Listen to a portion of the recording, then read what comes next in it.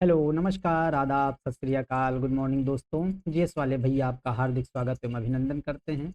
तो दोस्तों हम लोग यहाँ पर जीएस की फुल प्रिपरेशन कराते हैं जो किसी भी एग्ज़ाम के लिए काफ़ी हेल्पफुल हेल्पफुल इसलिए होती है क्योंकि हम लोग पढ़ते ही इसी तरीके से हैं। पहले थ्योरीज़ पढ़ते हैं, फिर एमसीक्यू सॉल्व करते हैं, फिर वन लाइनर सॉल्व करते हैं।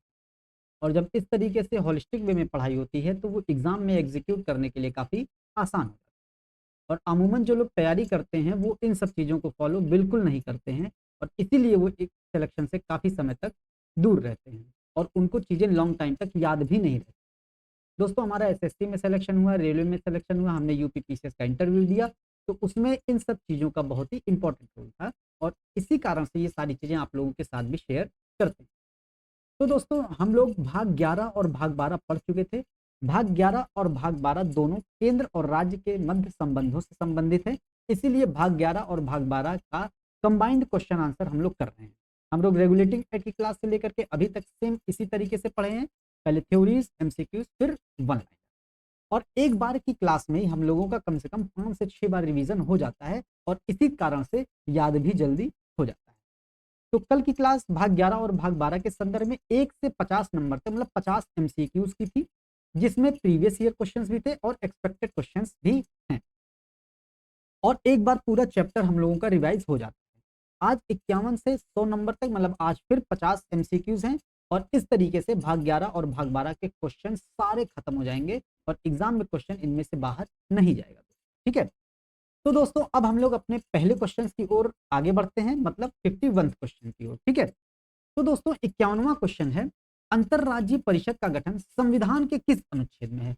अब अंतरराज्यीय परिषद का गठन हम लोग कई बार पढ़ चुके हैं, संविधान के अनुच्छेद 263 में है। तो अनुच्छेद 263 में है। अनुच्छेद 262 में क्या है? अंतरराज्यीय नदी जल विवाद के संबंध में है दोस्तों। ठीक है, ये चीज ध्यान देनी है। 52 क्या है? संघ की कार्यपालिकाई शक्तियों को राज्यों को किसकी सहमति के आधार पर सौंपा जाता है? अब देखिए, संघ की कार्यपालिकाई शक्ति है, राज्यों को सौंपा जा रहा है।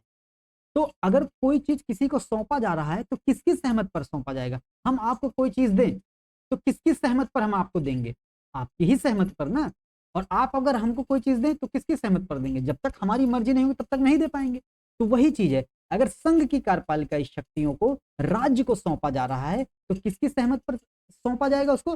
राज्य की सहमत पर, मतलब राज्य सरकार की सहमत पर दोस्तों। ठीक है। इसी प्रकार से केंद्र में भी होगा। ठीक है। राज्य सरकार की राज्य की कार्यपालिकाई शक्तियों को संघ को सौंपा जाना, किसकी सहमत पर सौंपा जाएगा? वो संघ की सहमति पर सौंपा जाएगा। ठीक है। ये चीज ध्यान देनी है, मतलब जिसको लेना होता है सहमति उसी से तो ली जाएगी कि जबरदस्ती कोई थोड़ी ना दे देंगे, है कि नहीं? इसीलिए अनुच्छेद जब 128 पढ़े थे, क्या है अनुच्छेद 128 में? सेवानिवृत्त न्यायाधीशों की नियुक्ति के बारे में, है कि नहीं? जब सेवानिवृत्त न्यायाधीशों की नियुक्ति सर्वोच्च न्यायालय का मुख्य न्यायाधीश करता है राष्ट्रपति के परामर्श पर, तो वो जो जिनकी नियुक्ति करता है, जो सेवानिवृत्त हो जाते हैं, उनकी सहमति लेता है। ये नहीं कि जबरदस्ती आओ तुम्हें करना ही करना है कि नहीं? ये चीज ध्यान देनी है। ठीक, ये हो गया। अब 53वां क्वेश्चन है, वित्त आयोग के गठन का प्रावधान संविधान के किस अनुच्छेद में? वित्त आयोग चूंकि एक संवैधानिक निकाय है, अनुच्छेद 280 में है। ठीक है, ये चीज ध्यान देनी है। 1+4 सदस्य होते हैं इसके, एक अध्यक्ष होते हैं जिनको सार्वजनिक अनुभव होना चाहिए, उनकी नियुक्ति राष्ट्रपति करते हैं। ठीक है, ये चीज ध्यान देनी है। अब कह रहा गठन का प्रावधान किस अनुच्छेद में? 280 में। 279 में क्या है? 279 में हम लोग पढ़ चुके हैं, शुद्ध आगम है, मतलब सरकार के शुद्ध आय के बारे में बताया गया। और आय की गणना कौन करता है? कैग। कैग इसमें जो गणना कर देता है वही अंतिम होता है। ठीक है। 279 का में क्या है? इसमें है जीएसटी परिषद, हम लोग पढ़े हैं जीएसटी काउंसिल, जीएसटी जीएसटीसी है, जीएसटी काउंसिल है। ठीक है, ये चीज ध्यान में रखनी है। ठीक है, ये हो गया। अब अनुच्छेद 275 में क्या है? 275 में है संघ के द्वारा राज्यों को दिया जाने वाला अनुदान, मतलब इसमें वैधानिक अनुदान। ठीक है, वैधानिक अनुदान। जैसे अभी हम लोग करंट अगर आप लोग पढ़ रहे होंगे तो उसमें एक चीज चर्चा में है, ईएमआरएस। ईएमआरएस का मतलब क्या होता है? एकलव्य मॉडल रेसिडेंशियल स्कूल, मतलब एसटी जनसंख्या के लिए स्कूल है, एसटी के बच्चों के लिए, मतलब शेड्यूल ट्राइब्स के बच्चों के लिए स्कूल। तो इस स्कूल की, इस छात्रावासी जो आवासीय स्कूल है, विद्यालय है, इसके बारे में जो पैसा दिया जाता है वो अनुच्छेद 275 एक के तहत दिया जाता है। ठीक है, ये संघ द्वारा राज्य को सहायता अनुदान है। ठीक है, ये चीज ध्यान में रखनी है। अब 54वां है, अंतरराज्यीय परिषद की स्थापना कौन? तो अंतरराज्यीय परिषद की स्थापना कौन करेगा? राष्ट्रपति करते हैं, हम लोग देख चुके हैं अनुच्छेद 263। 55वां है, भारत सरकार द्वारा धन उधार लेना संविधान के किस अनुच्छेद में निहित है? तो भारत सरकार द्वारा धन उधार लेना, भारत सरकार धन उधार लेती है, राज्य सरकार धन उधार लेती है, तो ये दोनों अनुच्छेद एक साथ हैं। भारत सरकार द्वारा धन उधार लेना अनुच्छेद 292 है, 292 में है, और राज्य सरकार के द्वारा धन उधार लेना अनुच्छेद 293 में है। ये चीज ध्यान में रखनी है, लेकिन इसका आंसर पहला वाला होगा, ठीक है, 292। ठीक। 56 है, राज्य की कार्यपालिकाई शक्ति का संघ को सौंपा जाना संविधान के किस अनुच्छेद में? अब देखिए, राज्य की कार्यपालिकाई शक्ति संघ को सौंपी जाती है, तो ये दोनों भी अनुच्छेद एक साथ हैं। संघ की कार्यपालिकाई शक्ति राज्य को सौंपा जाना अनुच्छेद 258 में है, और राज्य की कार्यपालिकाई शक्ति संघ को सौंपा जाना अनुच्छेद 258 का में है। ये चीज ध्यान में रखनी है, ठीक है, बहुत इंपॉर्टेंट है। ठीक, ये हो। 57 है, अंतरराज्यीय परिषद की स्थापना की सिफारिश किस आयोग के द्वारा की गई थी? बहुत बार पढ़ चुके हैं, याद हो गया होगा आप लोगों को, तो सरकारिया आयोग की सिफारिश पर की गई थी। सरकारिया आयोग का गठन 1983 में आता है, 1983 में होता है, और इन्हीं की अनुशंसा पर 1990 में अंतरराज्यीय परिषद की स्थापना की जाती है। ठीक है, ध्यान देना है। 58 है, लोक लेखा निधि हमारे संविधान के किस अनुच्छेद में है? हम लोग पढ़े हैं लोक लेखा निधि हमारे संविधान के अनुच्छेद 266(2) में है। 266(1) में है संचित निधि, 267 में है आकस्मिक निधि, लेकिन 267(1) में संघ की आकस्मिक निधि है, और 267(2) में राज्य की आकस्मिक निधि है। ठीक है, ये चीज ध्यान देनी है दोस्तों। इन सब चीजों का पीडीएफ हम जीएस वाले भैया टेलीग्राम ग्रुप पर दे देंगे, जिसका लिंक डिस्क्रिप्शन बॉक्स में दिया है, आप लोग जोड़ सकते हैं। ठीक है, इसका आंसर हम पूरे क्वेश्चंस के बाद एक साथ दे रहे हैं। ठीक है, ये चीज ध्यान दीजिएगा, और चैनल को लाइक शेयर सब्सक्राइब जरूर किया कीजिए, कमेंट भी किया कीजिए, और फीडबैक भी दिया कीजिए, कैसी क्लास थी और क्या सुधार किया जाना चाहिए, क्या कमी रह गई। ठीक है, ये सारी चीजें भी आप लोग शेयर किया कीजिए। ठीक। वित्त आयोग किस प्रकार का आयोग है? वित्त आयोग का गठन अनुच्छेद 280 के तहत किया गया, तो संविधान में है तो संवैधानिक आयोग हो जाएगा। ठीक है। 60 है, किसके द्वारा राज्य की कार्यपालिकाई शक्ति संघ को सौंपा जाता है? अब देखिए, यहां पर एक चीज ध्यान देने वाली बात है कि किसके द्वारा राज्य की कार्यपालिकाई शक्ति को संघ को सौंपा जाता है। अब राज्य की कार्यपालिकाई शक्ति किसी को सौंपी जा रही है, संघ को सौंपी जा रही है, तो पहली बात संघ का परामर्श होना चाहिए, है कि नहीं? ये तो अब ये ऊपर देखते हैं, संघ का परामर्श, संघ की सहमति होनी चाहिए। ठीक है, ये हो गया। अब राज्य की कार्यपालिकाई शक्ति किसके द्वारा सौंपी जाती है? तो राज्य की कार्यपालिकाई शक्ति का संवैधानिक प्रमुख कौन होता है? राज्यपाल होता है। तो राज्य की कार्यपालिकाई शक्ति संघ को राज्यपाल के द्वारा सौंपी जाएगी। ठीक है, ऐसे ही संघ की कार्यपालिकाई शक्ति का संवैधानिक प्रमुख कौन होता है? राष्ट्रपति होता है। तो संघ की कार्यपालिकाई शक्ति राज्यों को सौंपी जाएंगी राष्ट्रपति के द्वारा दोस्तों। ठीक है, ये चीज ध्यान देनी है। ठीक, ये चीज हो गई, तो इसका आंसर राज्यपाल हो जाएगा। अब आप लोग कमेंट सेक्शन में जरूर बताइएगा कि राज्य की कार्यपालिकाई शक्तियां राज्यपाल में निहित होंगी किस अनुच्छेद में है। ठीक है, और राज्य की कार्यपालिकाई शक्तियों का विस्तार किन अनुच्छेदों में है। ठीक, ये चीज भी बताइएगा। और संघ की कार्यपालिकाई शक्तियां राष्ट्रपति में निहित हैं, ये किस अनुच्छेद में है ये भी बताइएगा। और संघ की कार्यपालिकाई शक्तियों का विस्तार किस अनुच्छेद में है ये भी बताइएगा। बहुत डिटेल से पहले की क्लासेस में पढ़ चुके हैं हम लोग। ठीक है, ऐसे ही रिवीजन होता है दोस्तों। ठीक।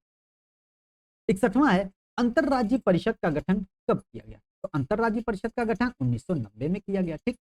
62 राज्य की कार्यपालिकाई शक्ति का संघ को किसकी सहमति के आधार पर सौंपा जाता है? अच्छा, राज्य की कार्यपालिकाई शक्ति किसके द्वारा सौंपी जाएगी? क्योंकि राज्य की कार्यपालिकाई शक्ति संवैधानिक प्रमुख राज्यपाल होता है, तो राज्यपाल के द्वारा सौंपी जाएगी। अच्छा, राज्य की कार्यपालिकाई शक्ति किसको सौंपी जा रही है? तो संघ को सौंपी जा रही है, तो किसकी सहमति पर सौंपी जाएगी?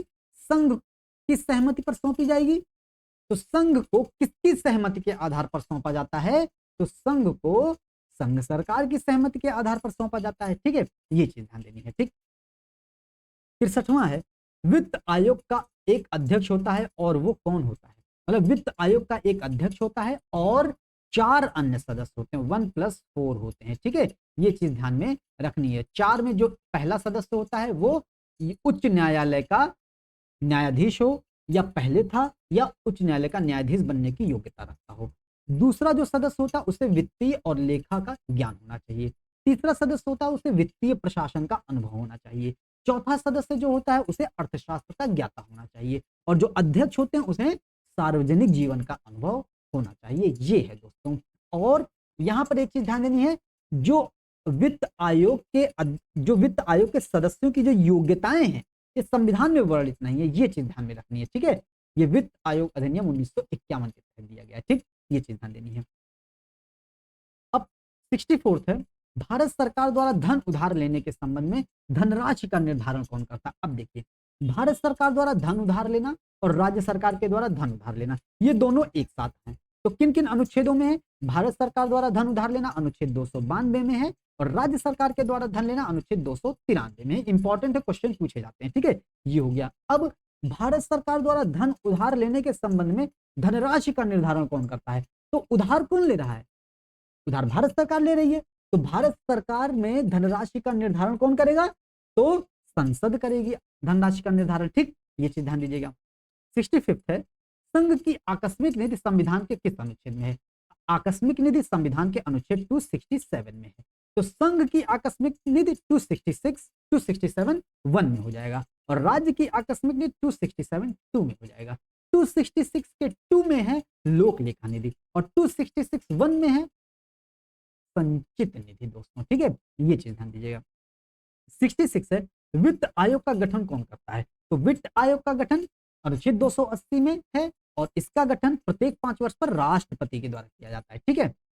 67 है, अंतरराज्यीय परिषद के गठन के समय प्रधानमंत्री कौन थे? तो अंतरराज्यीय परिषद का गठन 1990 में हुआ था, और 1990 में प्रधानमंत्री जो थे वो वीपी सिंह थे दोस्तों। ठीक है।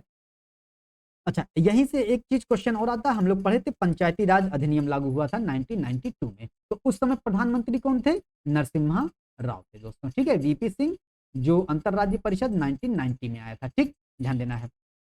68 है, राज्यों द्वारा उधार लेना संविधान के किस अनुच्छेद में? अभी ऊपर बता चुके हैं, भारत सरकार द्वारा धन उधार लेना अनुच्छेद 292 में है। इसी के साथ राज्य सरकार के द्वारा धन उधार लेना अनुच्छेद 293 में है।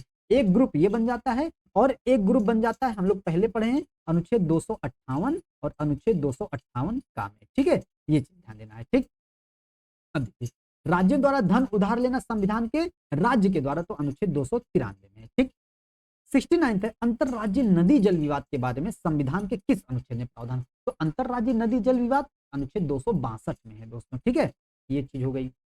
70 है, अंतरराज्यीय जिला परिषद के अध्यक्ष कौन होते हैं? तो जिला नहीं होगा दोस्तों, यहाँ पर अंतरराज्यीय परिषद का अध्यक्ष होता है प्रधानमंत्री दोस्तों। तो ठीक है, और क्षेत्रीय परिषद जो होते हैं, जो अनुच्छेद जो 1956 अधिनियम के तहत बनाया गया था, उसके जो अध्यक्ष होते हैं वो गृह मंत्री होते हैं। ठीक, ये ध्यान देना, दोनों में अंतर, कंफ्यूजन हो जाता है, हमें भी कंफ्यूजन हो जाता था। ठीक है, तो जब भी आता है तो उसको साथ में लेकर के पढ़ लेते हैं, तो हमारा भी कंफ्यूजन थोड़ा दूर हो जाता है। ठीक है, ये चीज ध्यान में रखनी है।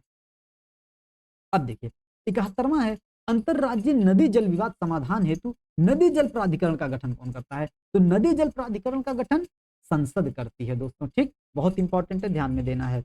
72वां है, राज्य की आकस्मिक निधि संविधान के किस अनुच्छेद में? अभी बता चुके हैं, 267 2 में है। ठीक। 73rd है, भारत सरकार द्वारा धन उधार लेने के संबंध में किसे गारंटी के रूप में देखा जाता है? अब देखिए, गारंटी, उधार कौन ले रहा है? भारत सरकार ले रही है।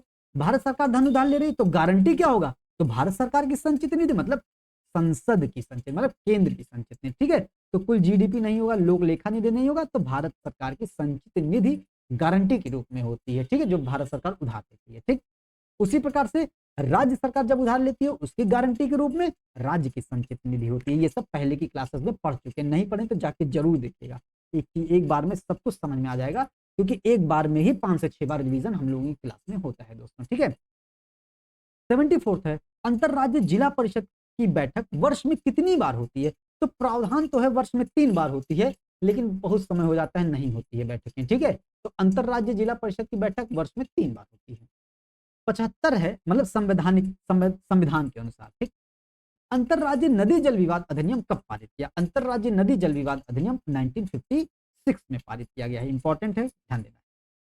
76 है, राज्यों को सहायता व अनुदान संविधान के किस अनुच्छेद में? राज्यों को सहायता व अनुदान, अभी ईएमआरएस वाला एग्जांपल दिए थे, एकलव्य मॉडल रेसिडेंशियरी स्कूल। ठीक है, तो राज्यों को सहायता व अनुदान अनुच्छेद 275 में है दोस्तों। ठीक है, अनुच्छेद 279 में है शुद्ध आगम, सरकार के शुद्ध आय की गणना होती है। 279 ए में क्या है? जीएसटी परिषद है। अनुच्छेद 280 में क्या है? वित्त आयोग। 77 है, वित्त संपत्तिवाद और संविधान संविधान के किस भाग में है? तो संविधान के भाग 12 में है। भाग 11 में क्या है?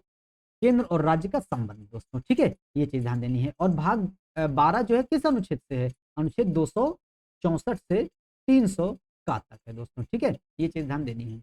78 है, नदी जल प्राधिकरण की स्थापना शिकायत प्राप्ति के कितने वर्ष के भीतर की जाती है। नदी जल प्राधिकरण की स्थापना शिकायत प्राप्ति के 1 वर्ष के भीतर की जाती है, और जो इसके द्वारा जो निर्णय जो समाधान किया जाता है वो गठन होने के बाद 3 साल के भीतर की जाती है, ठीक है, ध्यान देना। 79 है, शुद्ध आय की गणना संविधान के किस अनुच्छेद में, अभी ऊपर बता चुके हैं, शुद्ध आय की गणना संविधान के अनुच्छेद 279, ठीक है। 275 में राज्यों को सहायता व अनुदान, 280 में वित्त आयोग, 279 के में जीएसटी काउंसिल या जीएसटी परिषद, ठीक है। 80वां है, वित्त आयोग अपनी रिपोर्ट किसे सौंपता है। वित्त आयोग अपनी रिपोर्ट दोस्तों राष्ट्रपति को सौंपता है, और राष्ट्रपति उसको संसद के दोनों सदनों के समक्ष रखवाते हैं, ठीक। 81वां है, वित्त संपत्तिवाद और संविधान संविधान के किस अनुच्छेद में, अभी ऊपर एक्सप्लेनेशन में बता चुके हैं, तो अनुच्छेद 264 से 300 का तक है। 245 से 255 में है, ये भाग 11 है, भाग 11 में ये आ जाता है विधायी संबंध आ जाता है, ठीक है, ये चीज ध्यान देनी है। और 256 से 263 ये भी भाग 11 में है, ये प्रशासनिक संबंध आ जाता है केंद्र और राज्य के बीच में। 264 से 293 तक, 264 से 293 तक ये भाग 12 में है, और ये ये वित्तीय संबंध आ जाता है, सॉरी, ये वित्तीय संबंध आ जाता है, ठीक है, ये चीज ध्यान में रखनी है। 82वां है, नदी जल प्राधिकरण द्वारा विवादों पर निर्णय कितने समय के भीतर करना आवश्यक है, तो अभी ऊपर एक्सप्लेनेशन में बता चुके हैं, विवादों पर निर्णय 3 वर्ष के भीतर करना आवश्यक है दोस्तों, ठीक है। 83rd है, जीएसटी परिषद के उपाध्यक्ष कौन होते हैं, तो जीएसटी परिषद के जो अध्यक्ष होते हैं वो भारत के वित्त मंत्री होते हैं, लेकिन जो उपाध्यक्ष होते हैं वो राजस्व विभाग के राज्य मंत्री होते हैं, ठीक है, ये चीज ध्यान दीजिएगा, वित्त आयोग के अध्यक्ष मत कर दीजिएगा, ठीक, गलत हो जाएगा, ये आंसर इसका बी हो जाएगा। 84th है, राज्यों द्वारा उधार लेने के संदर्भ में धनराशि का निर्धारण कौन करता है। अब राज्यों के द्वारा धन उधार लिया जा रहा है, तो धनराशि का निर्धारण राज्य का विधानमंडल करता है दोस्तों, ठीक है, ध्यान दीजिएगा। 85th है, विधि के प्राधिकार के बिना कोई भी कर नहीं लगाया जाएगा संविधान के किस अनुच्छेद में, तो जब तक कानून नहीं बनाया जाएगा कोई भी प्रकार का कर नहीं लगाया जाएगा, ये अनुच्छेद 265 में है, ठीक, ध्यान देना है। 266 में क्या है, संचित निधि, 1 में है, 2 में लोक लेखा निधि है, ठीक है, 280 में वित्त आयोग है, 267 में आकस्मिक निधि है, और 267(1) में संघ की आकस्मिक निधि है, और 2 में राज्य की आकस्मिक निधि है, ठीक है, ध्यान देना है। 86 है, नदी जल प्राधिकरण के द्वारा दिया गया निर्णय किस न्यायालय के समकक्ष निर्णय माना जाता है, मतलब नदी जल प्राधिकरण के द्वारा जो निर्णय दिया जाता है, निर्णय दिए जाने के बाद उसको किसी भी न्यायालय में अपील नहीं की जा सकती है। अगर किसी भी न्यायालय में अपील नहीं की जा रही है तो इसका मतलब उसका निर्णय जो है सर्वोच्च न्यायालय के समकक्ष है, ठीक है, ये चीज ध्यान देनी है, सर्वोच्च न्यायालय के समकक्ष उसका निर्णय माना जाता है। 87 है, अगर उच्च न्यायालय के समकक्ष माना जाएगा तब सर्वोच्च न्यायालय में कर सकते हैं अपील, है कि नहीं, इसीलिए जब अपील नहीं कर सकते हैं कहीं भी, तो अर्थात यहां से निकल के आता है तो उसका निर्णय सर्वोच्च न्यायालय के समकक्ष माना। 87 है, किस संविधान संशोधन के तहत संपत्ति के अधिकार को मूल अधिकार से हटा करके विधिक अधिकार कर दिया गया, तो संविधान संशोधन 44th संविधान संशोधन 1978 में किया गया था, ठीक है। 88 है, वित्त आयोग के बारे में कौन सा कथन गलत है बताना है, ठीक है। वित्त आयोग का अध्यक्ष सार्वजनिक अनुभव वाला व्यक्ति होता है, सही बात है, अभी ऊपर एक्सप्लेनेशन में देख चुके 1+4 सदस्य होते हैं।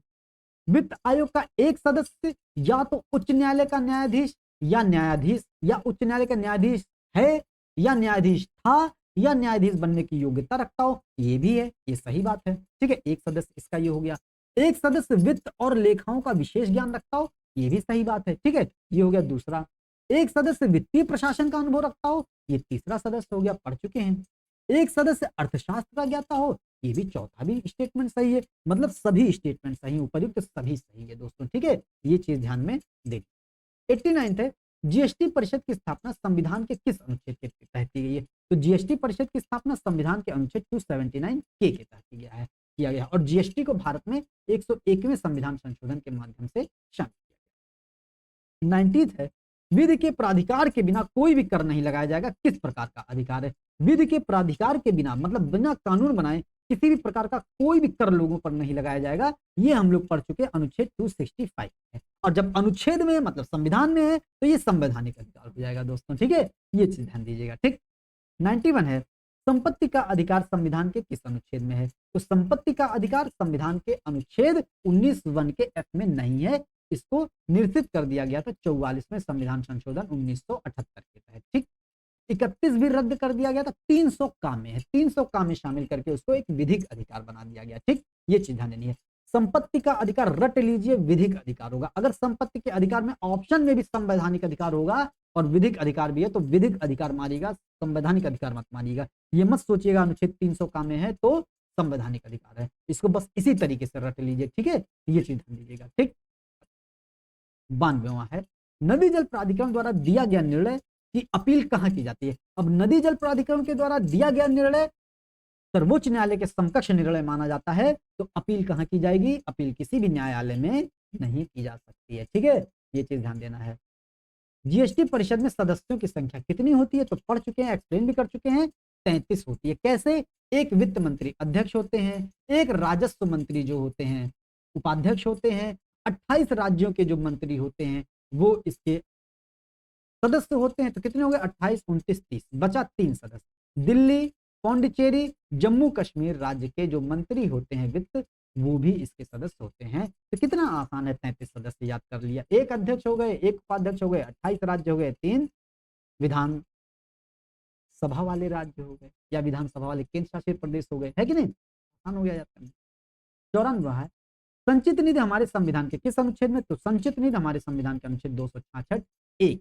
ठीक, कितनी बार आ रहा है क्वेश्चन, इसी तरीके से रिवाइज हो जाता है और इसी तरीके से चीजें याद भी हो जाती है। ठीक है, 95 है, जीएसटी परिषद का अध्यक्ष कौन होता है? अभी ऊपर बता चुके हैं, जीएसटी परिषद का अध्यक्ष वित्त आयोग का अध्यक्ष नहीं होता। पहले ही ऑप्शन है, गलत करके आधे से ज्यादा लोग चले आएंगे दोस्तों। ठीक है, भारत का वित्त मंत्री है। ठीक, 96 है, राज्यों द्वारा उधार लेने के संदर्भ में शर्त का निर्धारण कौन करता है? अब देखिए, राज्य के द्वारा उधार लिया जा रहा है, राज्य के द्वारा कितना उधार लिया जाएगा इसका निर्धारण राज्य का विधानमंडल करता है, लेकिन उसके बारे में शर्त का निर्धारण कौन करता है? तो शर्त का निर्धारण संसद करती है दोस्तों। ठीक है, ध्यान दीजिएगा, इंपॉर्टेंट।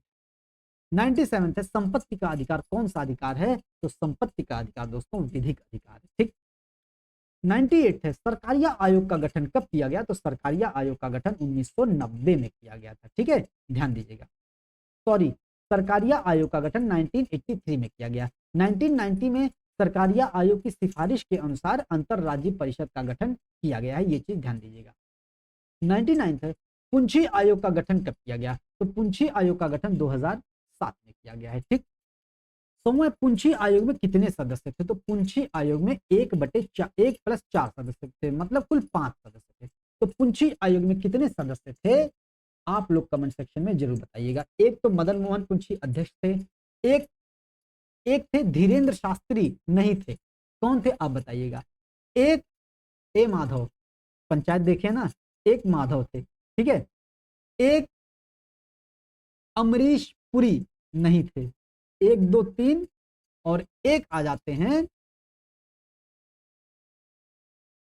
विनोद खन्ना। विनोद खन्ना नहीं थे, विनोद खन्ना तो फिल्म इंडस्ट्री में थे। तो कौन थे आप लोग बताइएगा कमेंट सेक्शन में, हिंट इतना दे दोस्तों। ठीक है, ये सब कीवर्ड्स हो जाते हैं हिंट के टाइप में। ठीक, तो दोस्तों ये सब उसके आंसर हैं, उसके आंसर हम जीएस वाले भैया टेलीग्राम ग्रुप पर दे देंगे। कल हम लोगों की क्लास होगी शीघ्र अवलोकन से। ठीक है, शीघ्र अवलोकन की क्लास होगी, इसके भी 100 क्वेश्चन हैं और इन सब का भी पीडीएफ क्लास खत्म होने के बाद, कल का जो मतलब पूरा पूरा चैप्टर खत्म हो जाएगा तो जीएस वाले भैया टेलीग्राम ग्रुप पर भेज देंगे दोस्तों। ठीक है, लिंक में डिस्क्रिप्शन बॉक्स में लिंक दिया है, आप लोग जुड़ जाइएगा। तो दोस्तों इस तरीके से उम्मीद करते हैं सेशन आपको पसंद आया होगा। सेशन को लाइक कीजिएगा, शेयर कीजिएगा, सब्सक्राइब कीजिएगा। मिलते हैं अगले सेशन में। जय हिंद, जय भारत।